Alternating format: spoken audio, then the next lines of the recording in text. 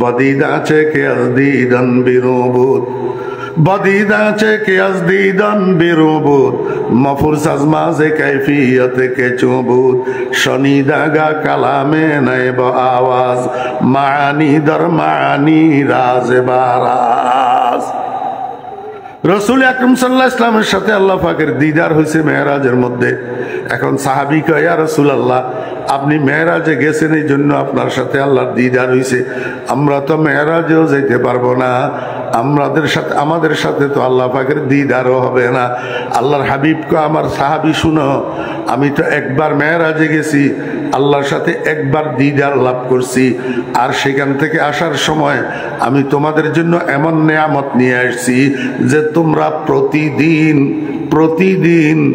32 দ্বিগুণে 64 বার আল্লাহর সাথে দিদার লাভ করতে পারবা। এখন তো ব্যাগ রংডঙর গেয়ে গে সে আর কতগুণ ফরির কতুন ফরির কিল্লে ফরির তিন জিবে ফরির ই বেয়া করতে না।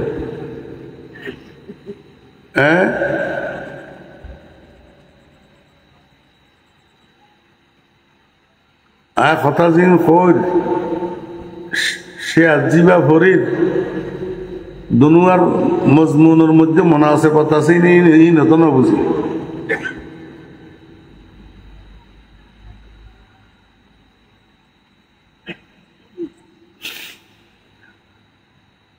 ছোট্ট একটা আয়াতে কারিমা আমি আপনাদের সামনে তেলাওয়াত করছি এবং সেই সাথে আকায়ে নামদার তাজেদারে মদিনা জনাবে মুহাম্মদুর রাসূলুল্লাহ সাল্লাল্লাহু আলাইহি ওয়াসাল্লামের ছোট্ট একটা হাদিস আপনাদের সামনে পাঠ করছি।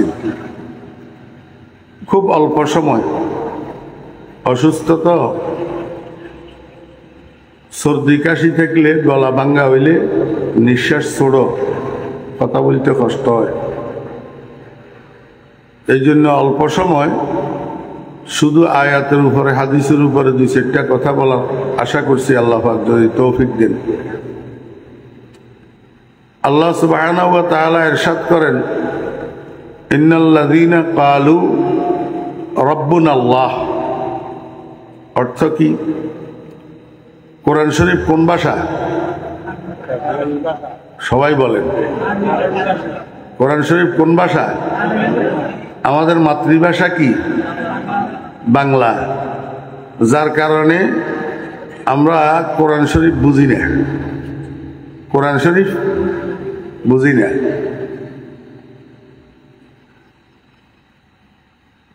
আই হইলে তো দোষ,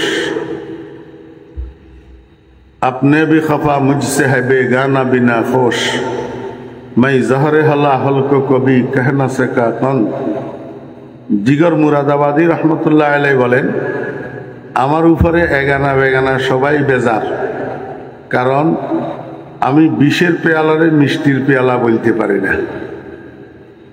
এখন যুগ চলতেছে, বিষের পেয়ালারে মিষ্টির পেয়ালা বলতে পারলে সেটা ভালো, আর যে আসল কথা বলবে সেটা ভালো না।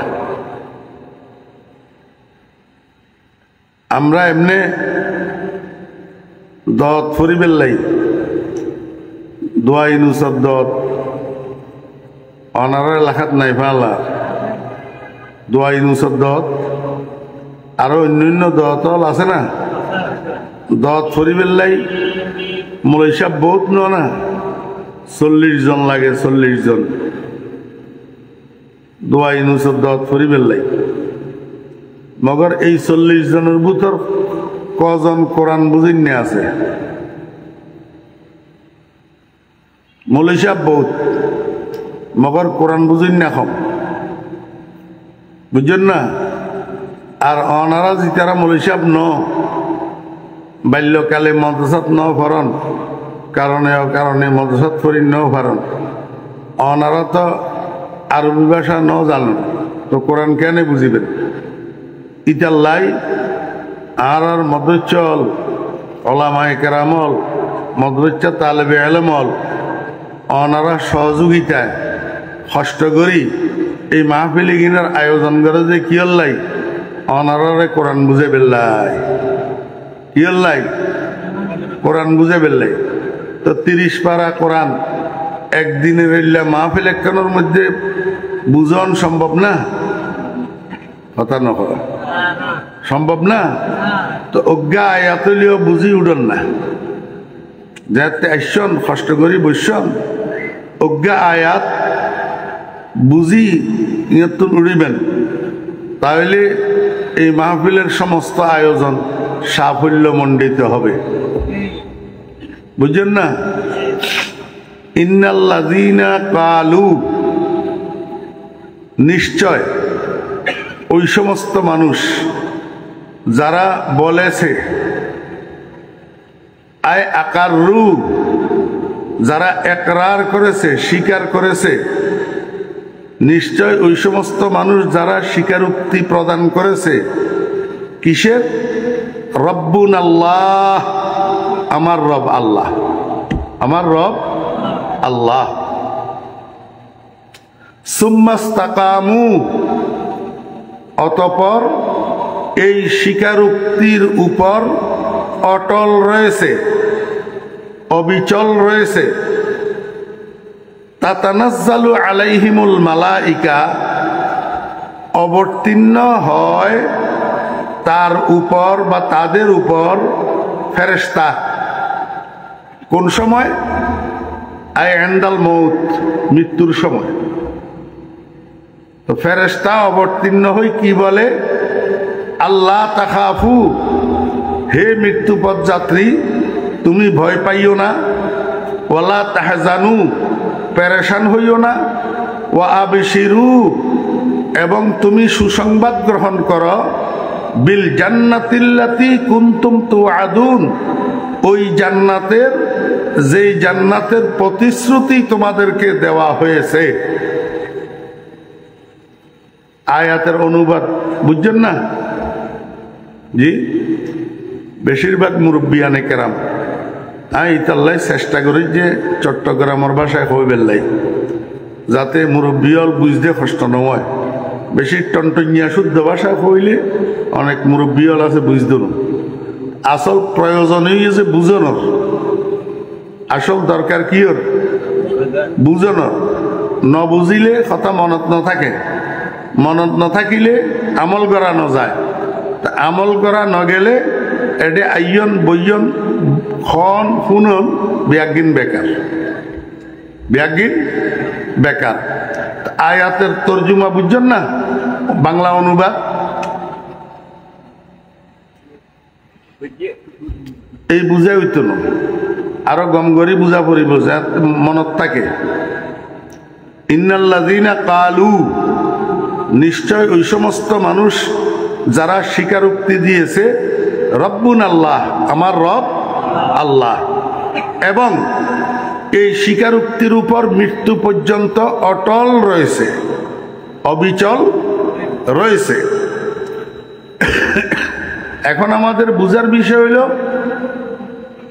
স্বীকারোক্তিটা দিলাম কোথায়, আর এটার উপরে অবিচল থাকবো কিভাবে। এই দুইটা জিনিস বুঝার আছে। মনোযোগ আছে আপনাদের? নাই। মুরব্বী ফিসমুখকে কি স্যার, একে কি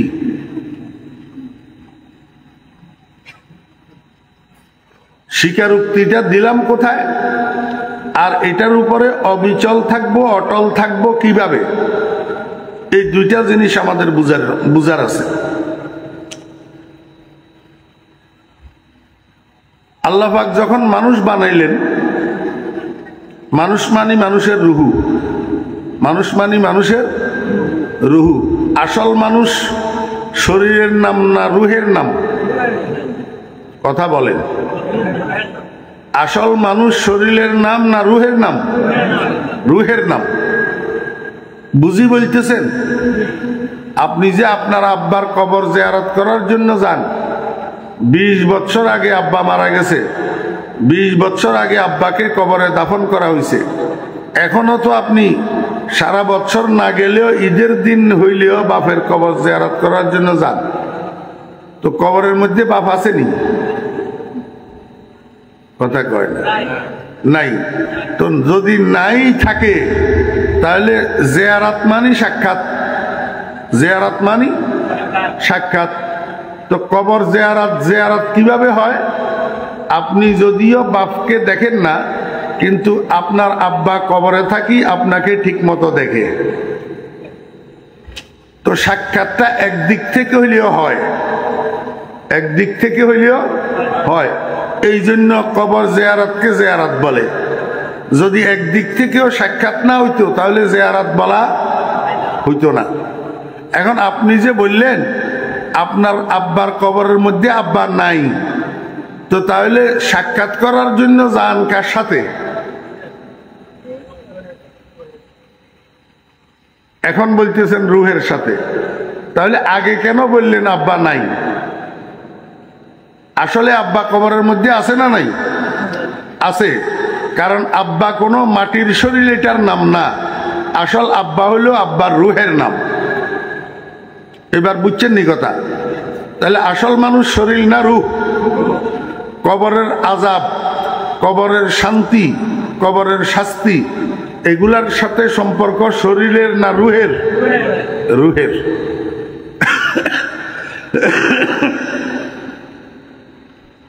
আল্লাহ পাক যখন মানুষ বানাইছেন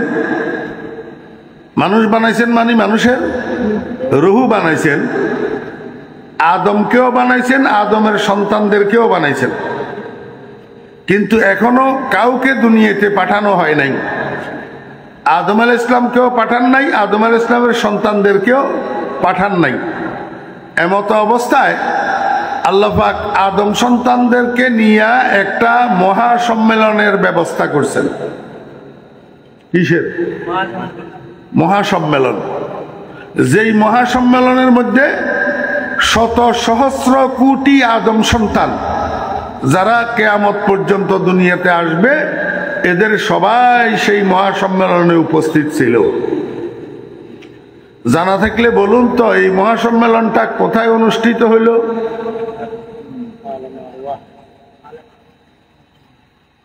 আর বদ্দার মোবাইলে কথা শেষ হোক, এখন ভালো হইল।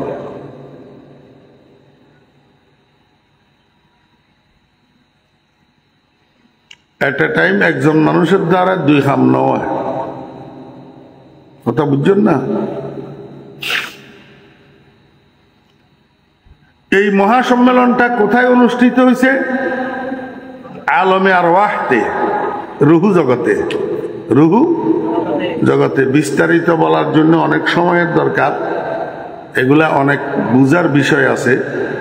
আমরা যেই জগতে আছি এই জগতের নাম হইল আলমে নাসুত। আলমে নাসুত, হ্যাঁ, অথবা আলমে দুনিয়া। আলমে দুনিয়া ইহ জগৎ। আরেকটা আছে আলমে আখেরাত, পরজগৎ। আরেকটা আছে আলমে মালাকুত, ফেরেশতাদের জগৎ। আরেকটা আছে আলমে আরওয়াহ, রুহু জগৎ। আরো আছে। এই কয়েকটা উদাহরণের জন্য আপনাদের বুঝার জন্য বললাম। একটা জগৎ আছে রুহু জগৎ। এই রুহু জগতের মধ্যে আল্লাহ পাক রব্বুল আলামিন একটা মহাসমাবেশ আয়োজন করছেন। বুঝি থাকলে বলেন, এই মহাসমাবেশের মধ্যে আদম আলাইহিস সালাম ছিলেন কিনা? কথা কয় না। আদম আলাইহিস সালাম ছিলেন। আচ্ছা, এই একটা দুইটা কথা আমার সাথে বলতে কি কষ্ট হয় না পয়সা খরচ হয়? তাহলে কেন বলেন না? হয় অহংকার আর না হলে উদাসীন। তো অহংকার ভালো গুণ? হ্যাঁ, অহংকার। ইবলিসের গলার মধ্যে লায়ানতের ঘন্টা লাগছে যে কোন রোগের কারণে? অহংকারের কারণে। আর উদাসীনতা, অমনোযোগিতা, এটাও ভালো গুণ। মনে রাখবেন, দুই জাতের দুনিয়াও বরবাদ, আখিরাতও বরবাদ। এক জাত হলো উদাসীন অমনোযোগী, আরেক জাত হলো অলস। এই দুই জাতের দুনিয়াও বরবাদ, আখিরাতও বরবাদ। প্রত্যেকটা কথায় যেটা আমি জিজ্ঞাসা করি এটা একটু কষ্ট করে উত্তর দিবেন, তাহলে বোঝা যাবে আমার বলাটাও বিফল যাইতেছে না, আপনাদের শোনাটাও মনোযোগ সহকারে হইতেছে।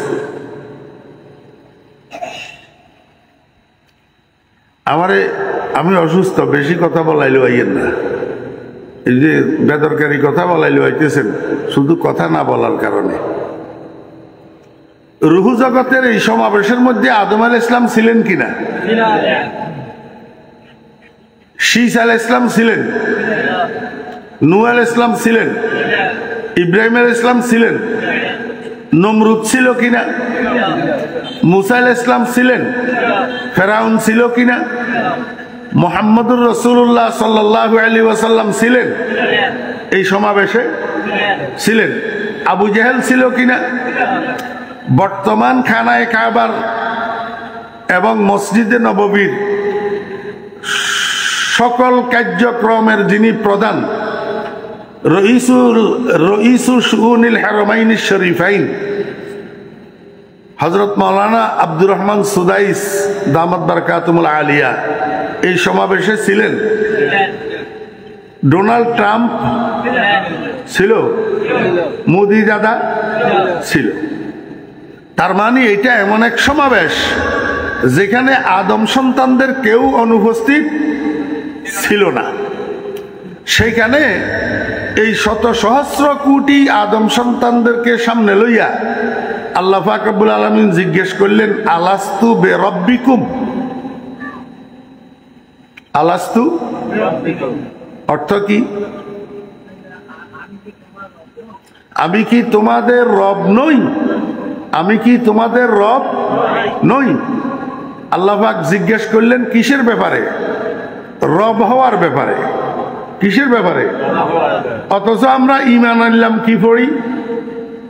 লা ইলাহা ইল্লাল্লাহ। কি পড়ি ঈমান আনলাম? লা ইলাহা ইল্লাল্লাহ। কোন মাবুদ নাই আল্লাহ ব্যতীত, মাবুদ একমাত্র আল্লাহ। তাহলে এখানে ঈমান আনার ক্ষেত্রে আমরা স্বীকৃতি দিলাম উলুহিয়তের। স্বীকৃতি দিলাম কিসের? উলুহিয়তের।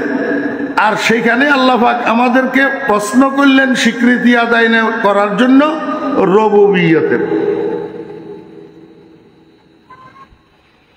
আল্লাহ পাক তো জিজ্ঞাসা করতে পারতেন আলাস্তু বিইলাহিকুম, যেহেতু কলমা লা ইলাহা ইল্লাল্লাহ, তো তাহলে জিজ্ঞেস করার দরকার ছিল আলাস্তু বিইলাহিকুম, আমি কি তোমাদের মাবুদ নই? তো এইটা জিজ্ঞেস না করি জিজ্ঞেস করলেন আলাস্তু বিরাব্বিকুম, আমি কি তোমাদের লালন পালনকারী নই? এর হিকমত কি? এই কথাটা অত্যন্ত সূক্ষ্ম একটা কথা, যে কথাটা বুঝার মতো সংখ্যা এখানে খুব কম। জরুরত মনে করতেছি না, এই জন্য বলতেছি না। শুধু এতটুক বুঝেন, আল্লাহ পাক জিজ্ঞেস করলো আলাস্তু বিরাব্বিকুম, আমি কি তোমাদের রব নই? একেবারে একটা মানুষও বাদ পড়ে নাই। আদম আলাইহিস সালাম থেকে আদম আলাইহিস সালামের সন্তানেরা, নবী রসুলেরা, ঈমান দুনিয়াতে আসলে যারা ঈমানদার হবে তারা, দুনিয়াতে আসলে যারা বেঈমান হবে তারা, সবাই এক বাক্যে কালু আয় আকাররু, সবাই এক বাক্যে স্বীকারোক্তি প্রদান করছে, বালা, জি হ্যাঁ, আয় আল্লাহ আপনি আমাদের রব, আপনি আমাদের রব। রুহু জগতে দুনিয়াতে পাঠানোর আগে আল্লাহ পাক বনি আদম থেকে এই স্বীকারোক্তিটা কেন আদায় করলেন? দুনিয়ার মানুষকে এই কথা বুঝাই দেওয়ার জন্য, হে দুনিয়ার মানুষ, তুমি যেই জায়গায় যাইতেছ সেখানে রংডং বেশি, রংডং ইশরত বেশি, সেখানে ভোগবিলাসিতা বেশি, সেখানে চাকচিক্য বেশি, লোভ লালসা বেশি। এগুলার মধ্যে পড়লে আমি যে তোমার রব এই কথা তুমি ভুলি যাবে, এই কথা তুমি ভুলি যাবে। এগুলার মধ্যে পড়লে আমি রবের চাহিদা কি, চাহিদা কি নয়, আমার চাওয়া কি পাওয়া কি, তুমি দুনিয়াতে আমি রবের চাহিদার বিরুদ্ধে একটা কদমও দিতে পারবা না, এই কথাটা এখান থেকে এই স্বীকারোক্তির মাধ্যমে তোমাকে বুঝাই দিতেছি। খবরদার দুনিয়ার রং তামাশায় পড়ি আমি রবের ইচ্ছার বিরুদ্ধে একটা কদমও দিবা না। কথা বুঝছেন না বুঝেন না? এখন দুনিয়াতে আসার পরে মানুষ দুই ভাগে বিভক্ত হয়েছে। কয় ভাগ? দুই ভাগ। এক ভাগ মানুষ ওই স্বীকারোক্তির উপরে অটল আছে, আর এক ভাগ মানুষ ওই স্বীকারোক্তির উপরে অটল নাই। বুঝি থাকলে বুঝাম, বলেন তো বেঈমানেরা ওই স্বীকারোক্তির উপরে অটল আসেনি? Donald Trump, Ariel Sharon, Modi অটল আছে? নাই। ইমানদাররা ওই স্বীকারোক্তির উপরে কি আছে? অটল আছে। কথা বুঝছেন না বুঝেন নাই? এখন এই স্বীকারোক্তির উপরে অটল থাকলে পুরস্কার কি, সেটা আয়াতের অনুবাদের মধ্যে আমি আপনাদেরকে বলছি, আর একটু বিশ্লেষণ পরে করব। আগে বুঝেন দুনিয়াতে থাকা অবস্থায় 50, 60, 70, 80 বছরের হায়াতে ওই স্বীকারোক্তির উপরে অটল থাকার ব্যবস্থা কি। আল্লাহর হাবিব জনাবে মুহাম্মদুর রাসূলুল্লাহ সাল্লাল্লাহু আলাইহি ওয়াসাল্লাম ইরশাদ করেন, ইস্তাকিমু ওয়ালান তুহসু। হে আমার উম্মতেরা, তোমরা তোমাদের সেই করা স্বীকারোক্তির উপরে অটল থাকো, তোমাদের প্রদত্ত স্বীকারোক্তির উপরে তোমরা অবিচল থাকো। খবরদার কোনো ঝড়ঝাপটার কারণে, কোনো ধাক্কাধাক্কির কারণে, কোনো বিপদ আপদ মুসিবত, কোনো বুলেট বোমার ভয়ে তোমার দেওয়া সেই স্বীকারোক্তির থেকে বিচ্যুত হইও না। বিচ্যুত কি অর্থ? তুমি যারা রব স্বীকার করিয়ে আসছো, সেই রবের চাহিদার বিরুদ্ধে একটা কদমও দিও না। তাহলে ওই স্বীকারোক্তির উপরে অবিচল থাকা হবে না, অটল থাকা হবে না। আল্লাহর হাবিব জনাবে মুহাম্মদুর রাসূলুল্লাহ সাল্লাল্লাহু আলাইহি ওয়াসাল্লাম বলেন, আমার উম্মতেরা, তোমার দেওয়া সেই স্বীকারোক্তির উপরে তুমি অটল থাকো, কিন্তু মনে রাখিও তোমরা দুর্বল। মানুষ এমনিই দুর্বল। খলিকাল ইনসানু যায়ীফা। অন্য যত সৃষ্টি আছে সমস্ত সৃষ্টির থেকে মানুষ দুর্বল। মানুষ কি দুর্বল? আমার ভাইয়েরা, দোস্ত আহবাব, আল্লাহর হাবিব বলেন, বিশেষ করে তোমরা যারা শেষ জমানায় দুনিয়াতে আসবা, তোমরা শারীরিকভাবে দুর্বল, তোমরা ঈমানের দিক থেকে দুর্বল, আমলের দিক থেকে দুর্বল। অতএব ওই স্বীকারোক্তির উপরে পরিপূর্ণভাবে অটল থাকা তোমাদের সাধ্যের ভিতরে হবে না। ওয়ালান তুহসু আই ওয়ালান তাস্তাতিউ। তোমরা অটল থাকার সামর্থ্য রাখবা না, অটল থাকতে পারবা না। রাসূল আকরাম সাল্লাল্লাহু আলাইহি ওয়াসাল্লাম বলতেছেন, হাদিস না কি? সন্দেহ আছে না? আগামীকাল সকালে বাবুনগর মাদ্রাসায় যাবেন, যাই আমার মামুরে জিজ্ঞাসা করিয়ে আইবেন যে ফরিদউদ্দিন আল মুবারকে হাদিস পড়লো, এটা সহি না গলত? ইস্তাকিমু ওয়ালান তুহসু। আল্লাহর হাবিব জনাব রাসূলুল্লাহ সাল্লাল্লাহু আলাইহি ওয়াসাল্লাম বলেন, আমার উম্মতেরা, তোমরা তোমাদের ইকরারে রুবুবিয়তের উপরে অটল থাকো, কালু রব্বুনাল্লাহের উপরে তোমরা অটল থাকো, কিন্তু ওয়ালান তুহসু, এই অটল থাকার শক্তি তোমাদের হবে না। তোমরা পরিপূর্ণভাবে ইকরারের উপরে অটল থাকতে পারবে না।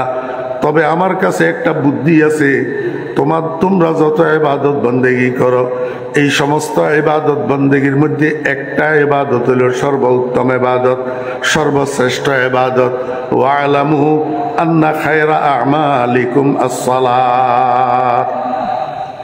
তোমরা যত ইবাদত করো, সমস্ত ইবাদতের মধ্যে শ্রেষ্ঠ ইবাদত হইল 5 ওয়াক্ত নামাজ। 5 ওয়াক্ত কি? নামাজ। আল্লাহর হাবিব জনাব রাসূলুল্লাহ সাল্লাল্লাহু আলাইহি ওয়াসাল্লাম বুঝাইতে চায়, আমার উম্মতেরা, যদি 5 ওয়াক্ত নামাজকে তোমরা অটলভাবে অবিচলভাবে ধরে রাখো, কন্টিনিউ ভাবে ধরে রাখো। 5 ওয়াক্ত নামাজ যদি নষ্ট না করো তাহলে দ্বীনের উপরে, ইকরারের উপরে, ইসলামের উপরে মৃত্যু পর্যন্ত অবিচল থাকা, অটল থাকা তোমার জন্য সহজ হয়ে যাবে। কথা বুঝছেন না বুঝেন নাই? এখন বুঝেন নামাজের দ্বারা ইকরারের রুবুবিয়তের উপরে অটল থাকা কেমনে সহজ হয়। এই কথাটা কইলেই আজকে আমার কথা শেষ। নামাজের দ্বারা ইকরারের রুবুবিয়তের উপরে অটল থাকা সহজ কেমনে হয়? আল্লাহ পাক রব্বুল আলামিন কে বান্দা, স্কুল বলো, কলেজ বলো, মাদ্রাসা বলো, ইউনিভার্সিটি বলো, শিক্ষকেরা ছাত্রদেরকে ক্লাসের মধ্যে পড়ায়। ক্লাসের মধ্যে কি করে? পড়ায়। সারা বছর পড়াইয়া বছর শেষে একটা ফাইনাল পরীক্ষা নেয়, বার্ষিক পরীক্ষা, ফাইনাল এক্সামিনেশন নেয় কি নেয় না বলেন? স্কুল কলেজে বার্ষিক পরীক্ষার সিস্টেম আছে না নাই? মাদ্রাসায় বার্ষিক পরীক্ষার সিস্টেম আছে না নাই? এখন আপনারা বুঝে থাকলে আমার একটু বলুন, বার্ষিক পরীক্ষায় ছাত্রদের জন্য যে প্রশ্ন করা হয় এটা কি সিলেবাসের ভিতরে না বাহিরে? সিলেবাসের ভিতরে। অর্থাৎ শিক্ষকে ক্লাসের মধ্যে যেটা পড়ায় সেটার মধ্য থেকে প্রশ্ন করা হয়, কারণ যেটা পড়াইছে এর বাহিরে প্রশ্ন করলে ছাত্ররা প্রশ্নের উত্তর দিতে পারবে না। ঠিক না বেঠিক কর? এই 1 নম্বর কথা বুঝছেননি। 2 নম্বর কথা হলো, শিক্ষকেরা ক্লাসের মধ্যে ছাত্রদেরকে পাঠ দেয়, কিন্তু বাবা চিন্তা করে শুধু ক্লাসের এই পড়া দিয়া আমার পলায় পরীক্ষা দিলে পাশ করবে না, পড়া মনে রাখতে পারবে না। এই জন্য প্রাইভেট একটা টিচার ঘরে রাখি, আমার ছেলেটাকে প্রাইভেট পড়াইতে হবে। কি করাইতে হবে? প্রাইভেট পড়াইতে হবে। ওই শিক্ষালয়ে, বিদ্যালয়ে যে শিক্ষকেরা কতগুলা ছাত্রদেরকে নিয়ে কোচিং করায়, কোচিং নিয়মিত ক্লাস না, বাড়তি একটা ক্লাস করা, এটাকে কোচিং বলে। কেন? ওই ক্লাসের পড়াটা যেন ভালোভাবে মুখস্থ হয়, ভালোভাবে বুঝে, যাতে করে পরীক্ষার প্রশ্নের উত্তর দেওয়া ছাত্রদের জন্য সহজ হয়। কথা বুঝছেন না বুঝেন না? যেই পোলা প্রাইভেটও পড়ে নাই, কোচিংও করে নাই, সকাল বিকাল ঘরে পড়তেও বসে নাই, এই পোলা পরীক্ষা দিলে ভালো রেজাল্ট করবে না। ভালো রেজাল্ট আল্লাহ পাক রব্বুল আলামিন কে বান্দা, এই প্রথম দিনের প্রথম ক্লাসে আমি তোমাদেরকে পড়াই দিলাম, আলাস্তু বিরাব্বিকুম ক্বালু বালা। এই যে তোমাদেরকে পাঠ দিয়া দিলাম, ঠিক এই পাঠটার এই প্রশ্ন করা হবে বার্ষিক পরীক্ষায়। কোথায়? কবরে। কোথায়? কবরে। প্রত্যেকটা বনি আদমকে কবরে 3টা প্রশ্ন করা হবে। এই 3 প্রশ্নের প্রথম প্রশ্ন হবে মান ইলাহুকা। কথা কয় না। মান খালিকুকা, মান রাজিকুকা, মান মালিকুকা, মান মাবুদুকা। না, প্রশ্ন করা হবে মান রব্বুকা। কারণটা কি? ওই প্রথম দিনের প্রথম ক্লাসে পড়াই দেওয়া হয়েছে আলাস্তু বিরাব্বিকুম, আলাস্তু বিরাব্বিকুম। এই জন্য প্রশ্ন করা হবে মান রব্বুকা। আল্লাহ পাক রব্বুল আলামিন কে বান্দা, এই ফাইনাল পরীক্ষায় তুমি ভালো রেজাল্ট করার জন্য, পাশ করার জন্য, প্রশ্নের সঠিক উত্তর দিতে পারার জন্য আমি তোমার 60 বছরের জীবনের মধ্যে একটা কোচিং এর ব্যবস্থা রাখছি, একটা প্রাইভেট প্র্যাকটিসের ব্যবস্থা রাখছি। তুমি যদি প্রতিনিয়ত এই প্র্যাকটিসে অংশগ্রহণ করো তাহলে অটোমেটিক ফেরেশতার প্রশ্নের সাথে সাথে তোমার মুখ থেকে বাইর হবে রব্বি আল্লাহ। কি বাইর হবে? রব্বি আল্লাহ। তো প্রাইভেট প্র্যাকটিস এটা কি? এটা 5 ওয়াক্ত নামাজ। এটা 5 ওয়াক্ত নামাজ। কেমনে? আল্লাহ পাক রব্বুল আলামিন কে বান্দা, 5 ওয়াক্ত নামাজের মধ্যে 32 রাকাত নামাজ আছে। কয় রাকাত? 32 রাকাত। প্রত্যেক রাকাতের মধ্যে তোমার 3টা অবস্থা। কয়টা অবস্থা? একটা হলো সর্বোচ্চ অবস্থা, এটা হলো হালতে কিয়াম। একটা সর্বনিম্ন অবস্থা, এটা হলো হালতে সিজদা। আর একটা হলো মিডিয়াম পজিশন, এটা হলো হালতে রুকু। বুঝছেননি না বুঝেননি? একজন নামাজির প্রতি রাকাতে অবস্থা কয়টা হয়? তিনটা।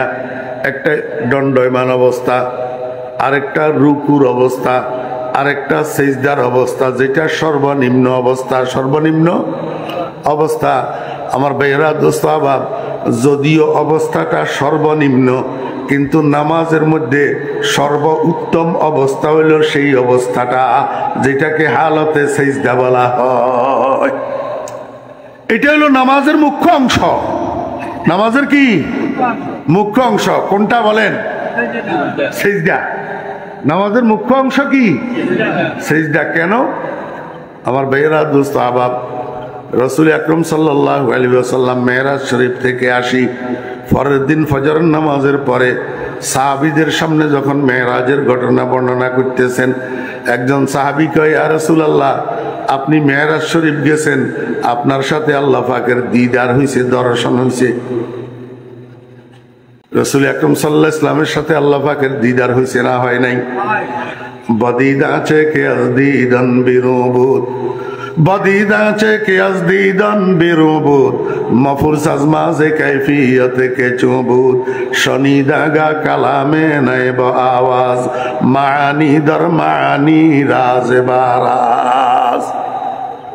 রাসূল আকরাম সাল্লাল্লাহু আলাইহি ওয়াসাল্লামের সাথে আল্লাহ পাকের দিদার হয়েছে মেরাজের মধ্যে। এখন সাহাবী কয়, ইয়া রাসূলুল্লাহ, আপনি মেরাজে গেছেন, এই জন্য আপনার সাথে আল্লাহর দিদার হয়েছে। আমরা তো মেরাজেও যেতে পারবো না, আমাদের সাথে তো আল্লাহ পাকের দিদারও হবে না।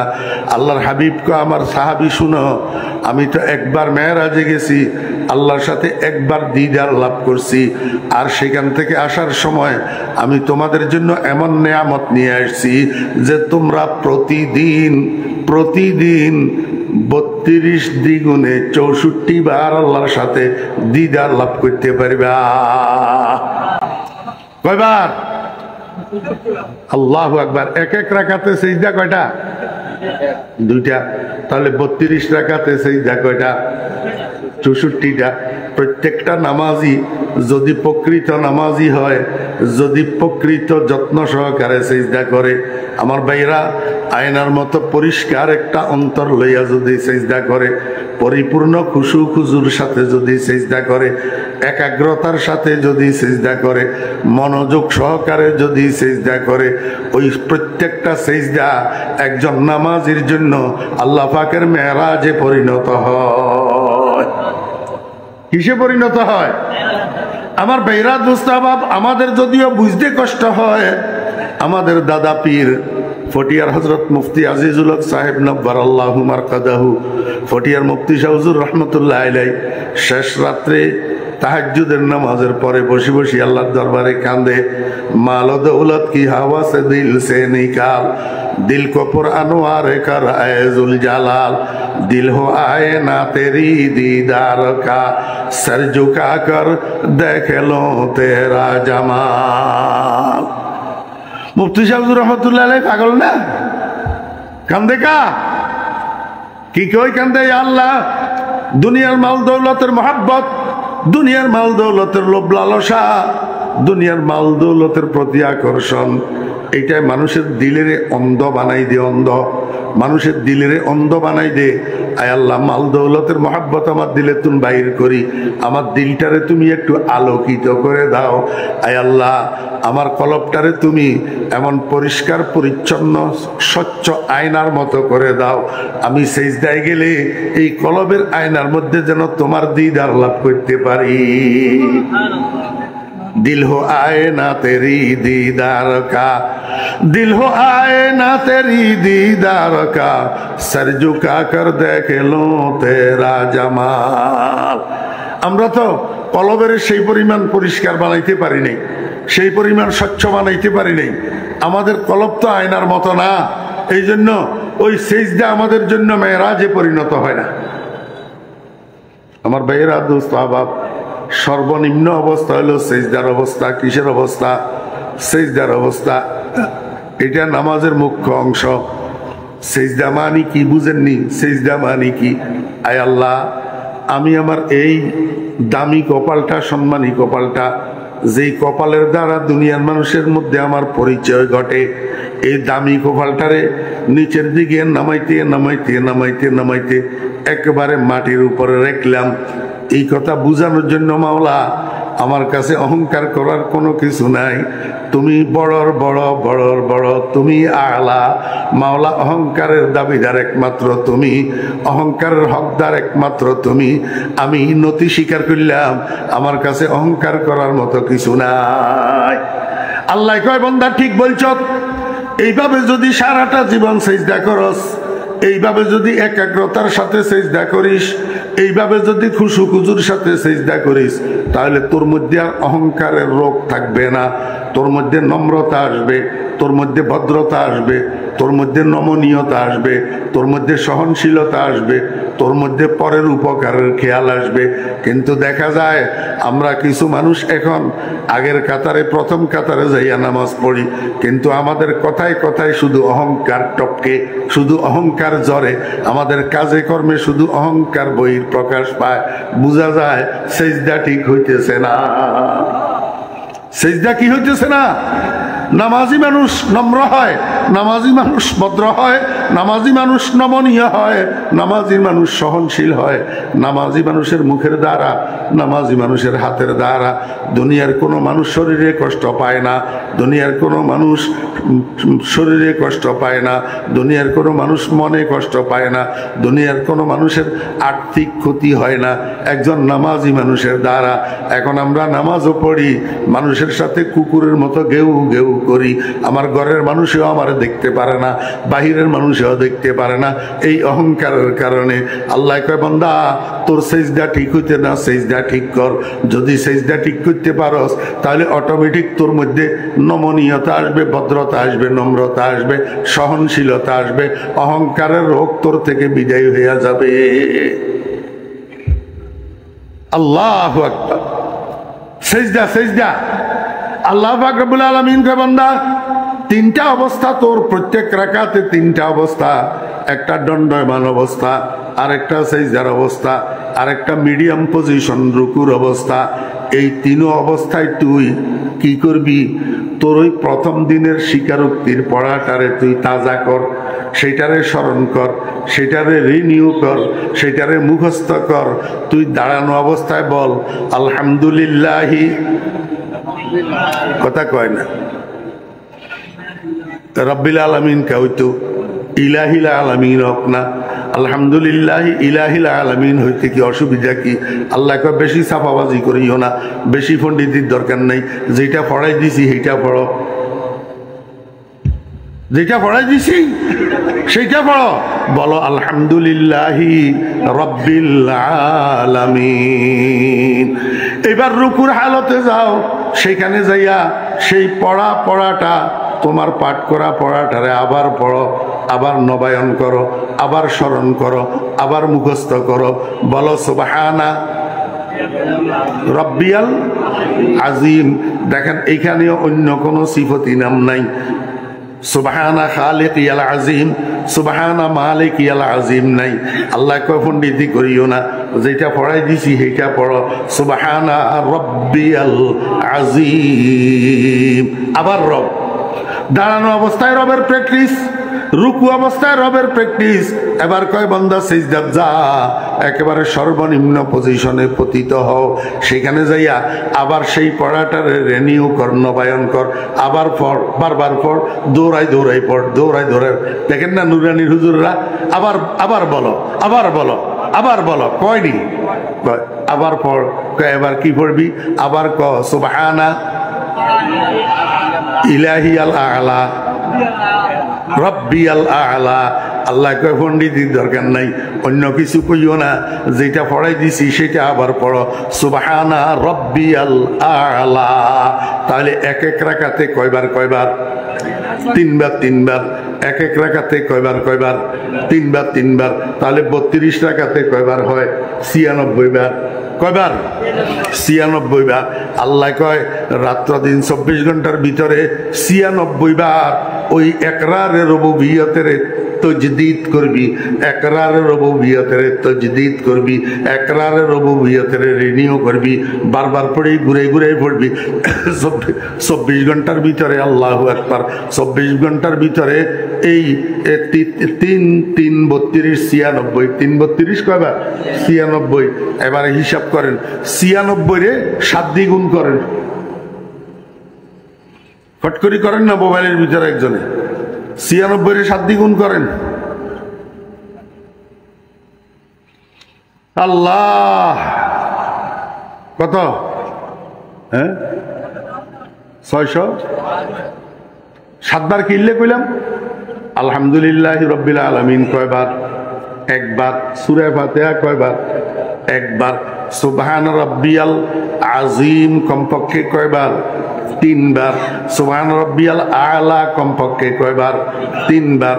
তাহলে 3 এ 3 এ 6, রুকুতে 3, সিজদাতে 3, 6, আর রব্বিল আলামিন একবার, মোট 7 বার। তাহলে এই 32 রাকাতের মধ্যে 64টা আল্লাহু আকবার, 32 রাকাতের মধ্যে 96 অবস্থা, 96 অবস্থা। এই 96 অবস্থার মধ্যে 7 বার রবের প্র্যাকটিস করা হয়, তাহলে 672 বার 24 ঘন্টায় রবের প্র্যাকটিস হয়। আল্লাহ কয় বান্দা এই ছোট্ট ছোট্ট বাচ্চাগুলো নুরানির 2 4 5 বার 7 বার পড়লেও তো পড়াইটা আর ভুলে না। তুই প্রতিদিন 672 বার আমার রবের প্র্যাকটিস যদি করস, ওই একরার যেটা করে আসছ, স্বীকারোক্তি দিয়ে আসছ, এটাকে যদি নবায়ন করস, তজদিদ করস, তো তুই কেমনে কবরে গেলে ফেরেশতার প্রশ্নের উত্তর বলবি? কবরে তোরে যখন ফেরেশতা জিজ্ঞাসা করবো মার রব্বুকা, অটোমেটিক তোর মুখ থেকে বাইর হবে রব্বি আল্লাহ। এটার নাম ইস্তেকামত, এটার নাম ইস্তেকামত। ও বান্দা, এই জন্য আল্লাহ পাক রব্বুল আলামিন কয় ইন্নাল্লাযীনা ক্বালু রাব্বুনাল্লাহ, ওই সমস্ত মানুষ যারা স্বীকারোক্তি দিয়েছে আমার রব আল্লাহ, সুম্মাস্তাকামু, এবং সেই স্বীকারোক্তির উপরে সে অবিচল রয়েছে। কেমনি অবিচল থাকলো, কেমনি অটল থাকলো? সে নামাজি মানুষ, নামাজি মানুষ, নামাজ পড়তো প্রতিদিন 24 ঘন্টার মধ্যে 672 বার সে রব্বুন আল্লাহর সে তজদিদ করলো, নবায়ন করলো। এটাই হলো ইস্তেকামত, এটাই হলো কি ইস্তেকামত। আর এই ইস্তেকামত করনেওয়ালা হলো নামাজি মানুষেরা। ইস্তেকামত করনেওয়ালা কারা? নামাজি মানুষেরা।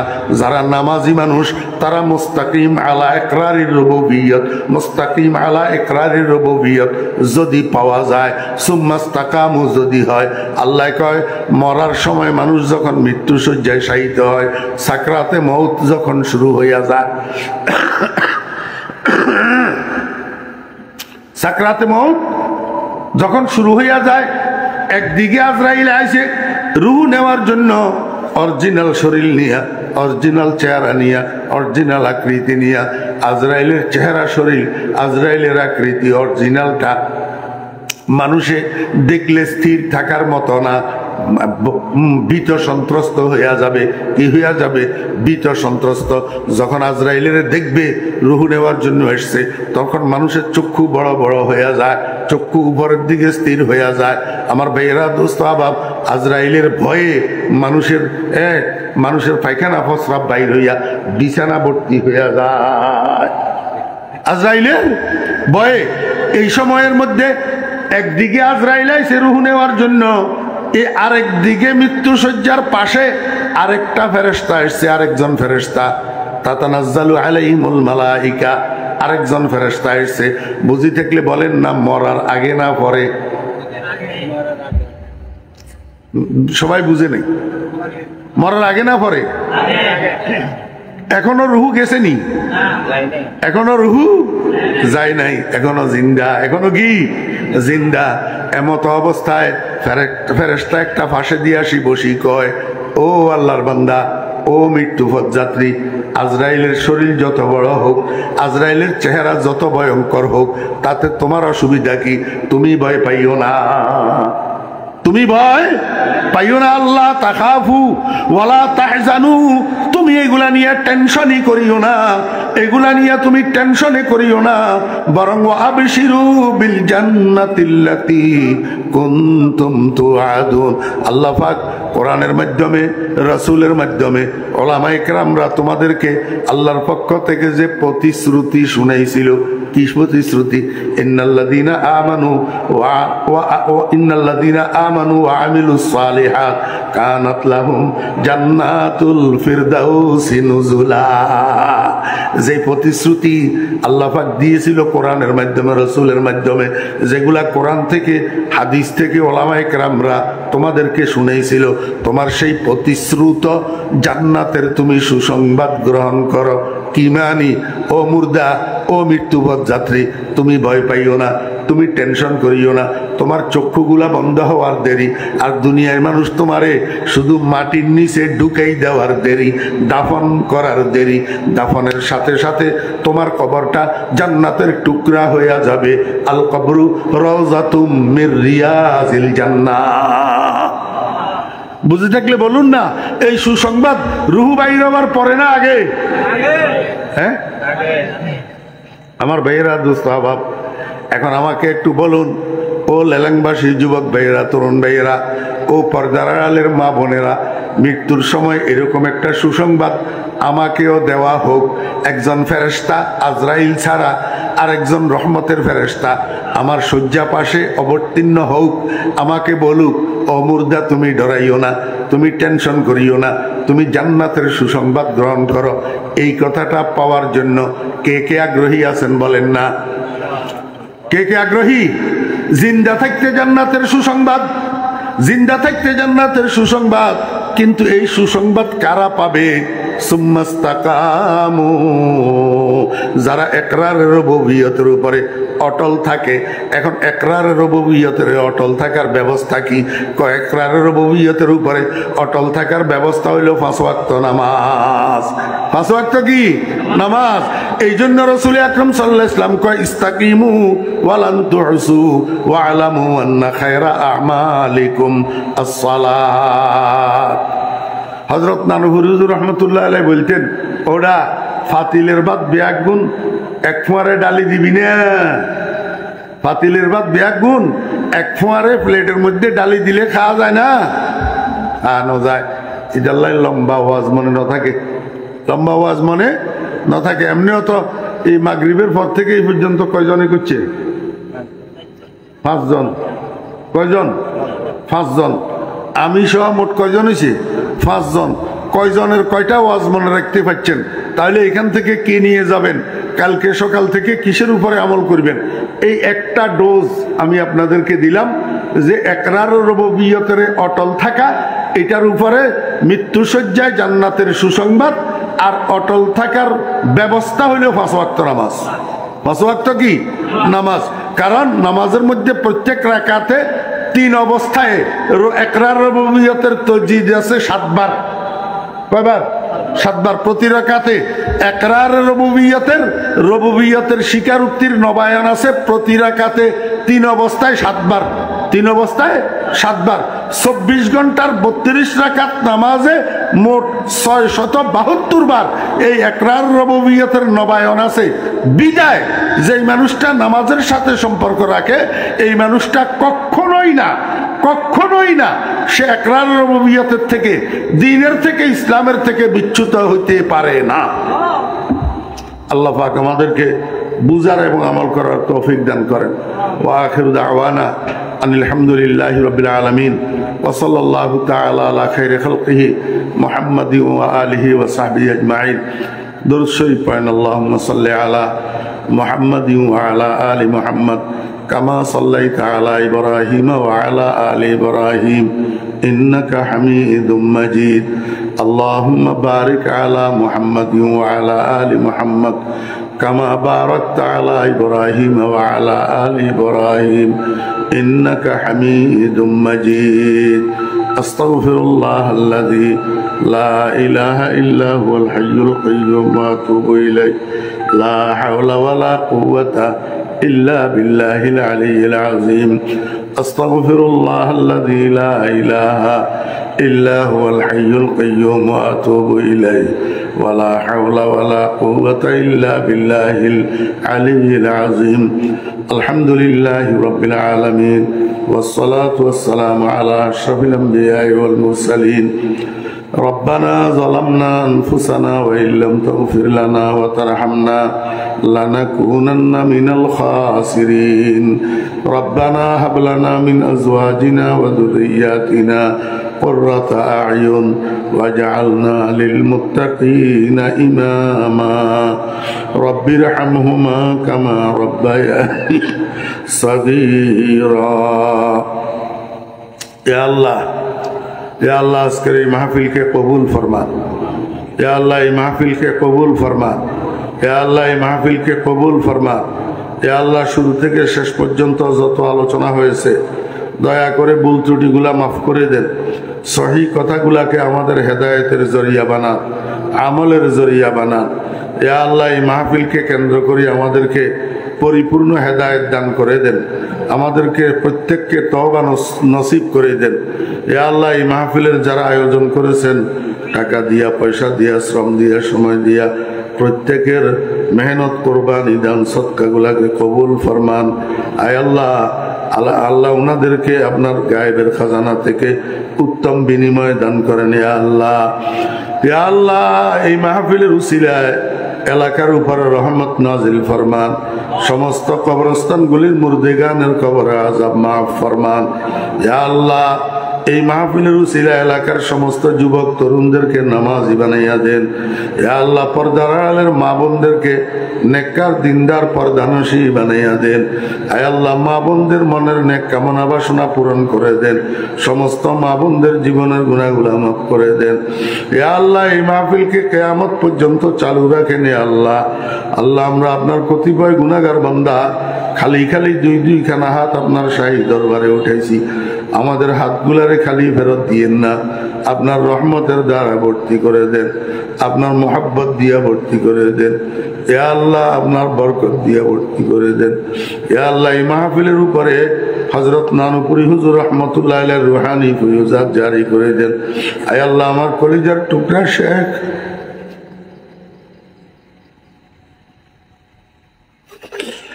हज़रत मौलाना शाह ज़मीरुद्दीन रहमतुल्लाह अलैहि रूहानी फयूज़ात जारी कर दें।